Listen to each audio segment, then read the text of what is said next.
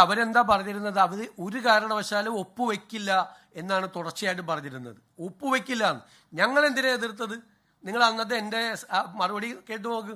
ഒപ്പുവെക്കില്ല എന്ന് പറഞ്ഞിട്ട് മന്ത്രിസഭാ അംഗങ്ങളെ പോലും ഇരുട്ടിൽ നിർത്തി ഇവർ പോയി ഒപ്പുവെച്ചു, ആരെ അറിയിക്കാതെ. എന്നിട്ട് മന്ത്രിസഭാ യോഗത്തിൽ മുഖ്യമന്ത്രിക്കും പൊതുവിദ്യാഭ്യാസ മന്ത്രിക്കും മാത്രം അറിയാം ഇതിൽ ഒപ്പുവെച്ച കാര്യം. എന്നിട്ട് CPI മന്ത്രിമാരെ അപ്പോഴും ഒപ്പുവെക്കരുത് എന്ന് വാദിച്ചുകൊണ്ടിരിക്കുകയാണ് മന്ത്രിസഭാ യോഗത്തിൽ. മന്ത്രിസഭാ അംഗങ്ങളെ പോലും ഇരുട്ടിൽ നിർത്തിയാണ് അന്ന് ഒപ്പുവെച്ചത്, ആരോടും പറയാതെ. ഇല്ലെങ്കിൽ ഞങ്ങൾ ഇതിൽ ഒപ്പുവെക്കുന്നു, ഈ തീരുമാനം ഒപ്പുവെക്കാതിരിക്കാൻ പറ്റില്ല. ഇതിൻ്റെ അകത്ത് വേറൊരു പ്രശ്നമുള്ളത്, 1100 കോടി രൂപ കൂടി അവിടെ നിന്ന് കിട്ടാനുണ്ട് പണം. ഇപ്പം 106 കോടി രൂപ അനുവദിച്ചത് ഉൾപ്പെടെ 1100 ചില്ലാൻ കോടി രൂപ കിട്ടാനുണ്ട്. ഈ പണം എന്ന് പറയുന്നത് കേന്ദ്രം നൽകുന്ന ഔദാര്യം അല്ലല്ലോ. കേന്ദ്രം നൽകുന്ന ഔദാര്യം അല്ലല്ലോ ഈ പണം. നമ്മൾ ഈ പണം നമുക്ക് വേണ്ടേ? നമ്മൾ കൊടുക്കുന്ന GSTയുടെ പകുതി കൊണ്ടുപോകുന്നത് കേന്ദ്ര സർക്കാരാണ്. കേരളത്തിലെ ജനങ്ങൾ കൊടുക്കുന്ന GSTയുടെ പകുതി, ഇവിടുന്ന് കൊടുക്കുന്ന ഇൻകം ടാക്സ് മുഴുവനായി കൊണ്ടുപോകുന്നത് കേന്ദ്ര സർക്കാരാണ്. അപ്പൊ കേന്ദ്രത്തിൽ നിന്ന് കിട്ടുന്ന പണം എന്ന് പറയുന്നത് നമ്മുടെ അവകാശമാണ്, അത് അവർ നൽകുന്ന ഔദാര്യമല്ല. ഒരു കാരണവശാലും ഒരു വർഗീയ അജണ്ടയോ ഒരു കമ്മ്യൂണൽ അജണ്ടയോ നടപ്പാക്കാൻ സമ്മതിക്കാതെ കരിക്കുലത്തിന് പൂർണ്ണമായ സ്വാതന്ത്ര്യത്തോടു കൂടിയേ നമ്മൾ ചെയ്യുള്ളൂ. ഇനി വേറെ വിഷയം ഉണ്ടെങ്കിൽ പറയാം, ഞാൻ പറഞ്ഞു കഴിഞ്ഞു.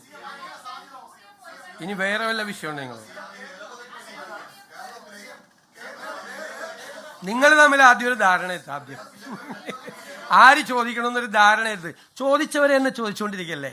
അത് പത്രസമ്മേളനം നടത്തിപ്പിന്റെ ഒരു ഇതാണ്. നിങ്ങളൊരു 2-3 പേര് വന്നിട്ട് വെയിറ്റ് ഞാൻ സംസാരിക്കുക. അങ്ങ് സംസാരിക്കാൻ പാടില്ല. അങ്ങ് സംസാരിക്കുമ്പോൾ ഞാൻ കേട്ടോണ്ടിരിക്കും. ഞാൻ സംസാരിക്കുന്ന ഇടയിൽ പാടില്ല.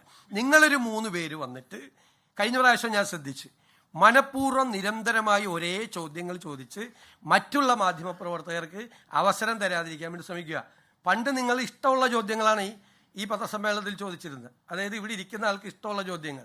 ആ ജോലി ചെയ്തിരുന്ന ആളുകൾ നിങ്ങൾ വന്ന് 3 പേര് നിരന്തരമായി കഴിഞ്ഞ പ്രാവശ്യം ഇപ്രാവശ്യം വന്നു. ഏതൊക്കെ മാധ്യമ സ്ഥാപനങ്ങളിൽ നിന്നാന്ന് ഞാൻ പറയുന്നില്ല.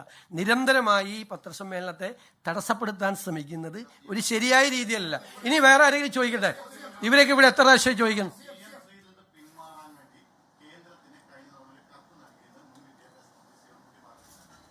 അങ്ങനെ ഒരു കത്ത് പോയിട്ടില്ല. പിന്മാറാൻ വേണ്ടിയിട്ടുള്ള ഒരു കത്ത് ഇവിടെ നിന്ന് പോയിട്ടില്ല.